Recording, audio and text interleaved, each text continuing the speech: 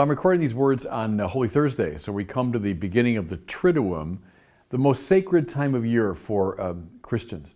And I must say, my mind's been drifting a lot during this time to the issue of pain. It might seem a little bit strange, but maybe it's conditioned in part by a recent conversation I had with Jordan Peterson, the psychologist, who said, you know, in many philosophical and religious traditions, pain is metaphysically basic. And what he meant was, it's like the unavoidable fact of life. Even the most skeptical philosopher, think of a Descartes, you can't really deny pain, that pain exists, that we spend a lot of our lives trying to deal with it and overcome it, but you can't deny it, it's so fundamental. Anyway, I've been thinking about that because, let's face it, the most sacred time of the year especially, the church puts before our eyes an image of someone at the extreme limit of pain. So I'm talking about now the crucified Jesus. We're meant to contemplate this person at the limit of suffering. Now, let's just think about suffering in its different dimensions. There's physical suffering, and we all experience it. Even, little kids with cuts and bruises and broken bones and everything. But as you make your way through a human life, everyone experiences physical suffering. I remember the first time I spent a substantial period in a hospital and what that was like, that awful experience.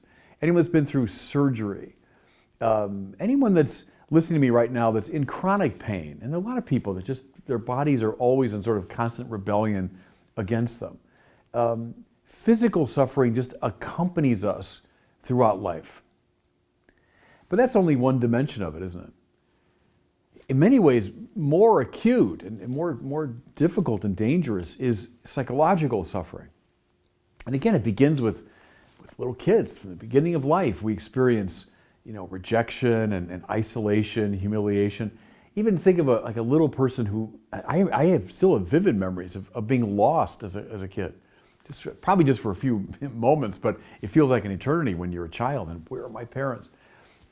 Kids that weren't chosen for games. They had that sense of being rejected, Now you move through your life and it becomes, of course, more intense, more acute.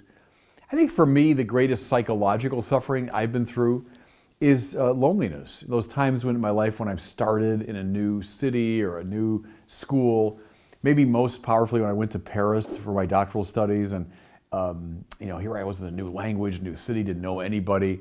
When you start your day and you think there's no real prospect of a meaningful human connection for me today, there's something just kind of hellish about that, Anyone that's been through the experience of losing a loved one knows this very particular texture of psychological suffering when at least in this life, I'm never going to see that person again who meant so much to me. Or think of the experience of being betrayed, by someone that you thought was a good friend and a supporter, and suddenly they turned on you in a way that just surprised you and left you flummoxed. These are all different types of psychological suffering. But having looked at that, we still haven't looked all the way down to the bottom of the well of suffering, because there's finally what I'd call existential suffering. This is a loss of meaning, a loss of purpose.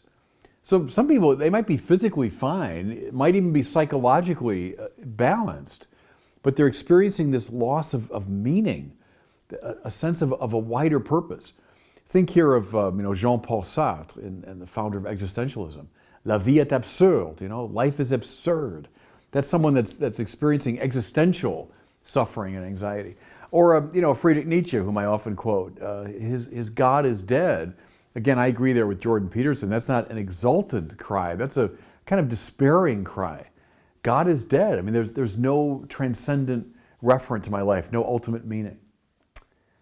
Now, one more step. So these different dimensions of pain, this sort of metaphysically unavoidable fact. But here's the next step I want to take. There's a tight connection between pain and sin. And the slightest reflection, I think, reveals it. Just think real practically, how do you behave toward other people when you're in a lot of pain? Right? Generally not so good. Much of life is trying to avoid pain trying to get around it, to prevent it, or when we're in pain, to respond to the one who put me in pain by getting back at him. Often inflicting pain on others is a function of the pain that I'm in, right? And we all know that, whether it's physical pain, psychological pain, existential pain, it tends to give rise to the worst of our behavior. Pain and sin are linked. Okay. Now perhaps you're wondering, why is this bishop in Holy Week talking so much to me about suffering and pain and all this? Well, go back to the cross of Jesus, right? The church placing before our eyes at this holiest time of the year, this man in literally excruciating pain, right? So excruce, from the cross. Jesus on the cross is at the limit of physical suffering. So think of all the physical suffering of your life.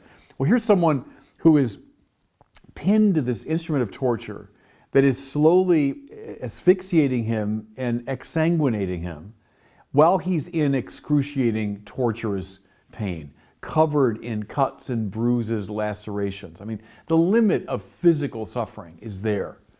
But press it. There's also on that cross terrible psychological suffering.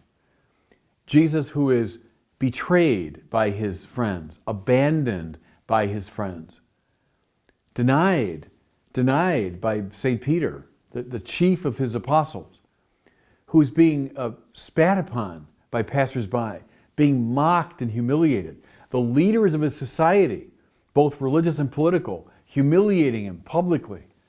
I mean, it's the limit of psychological pain. But then press it.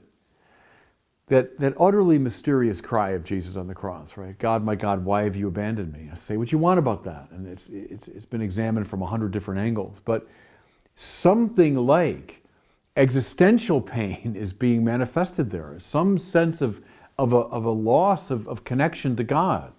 The point is that cross is someone who's at the limit of all these different forms of pain, right? Now, if that's all he were, just a man in intense pain, we'd say, well, there's a great martyr, or there's a great poor soul, you know. What's the hinge upon which this whole thing turns? And the reason why the church puts that rather horrific vision before our eyes is that it's not just a man on that cross. It's a man who's also God. It's God who experiences the limit of physical suffering. It's God who experiences the limit of psychological suffering. Even God who experiences the limit of existential suffering. And see, there's the whole point. God has entered into our pain and has thereby wrapped it up in the ever greater divine mercy. God's love, and this is what's revealed, of course, on Easter Sunday. What's revealed in the resurrection is that God's love, God's mercy, is greater than the totality of human pain. Now, take a last step. Remember the link between pain and sin. Where does sin come from? It comes from our own pain. If God's mercy has wrapped up and conquered pain, in a very real sense, He's wrapped up and conquered sin. That's why we say He became sin on the cross. Why sin was dealt with on the cross. Okay, if I could sum this up, I would say, I'm building on Jordan Peterson, who said pain is metaphysically basic, but I'd say no. Finally, the divine mercy is metaphysically basic. The divine mercy that accompanied our pain all the way down and enveloped it. And in that, we find our redemption.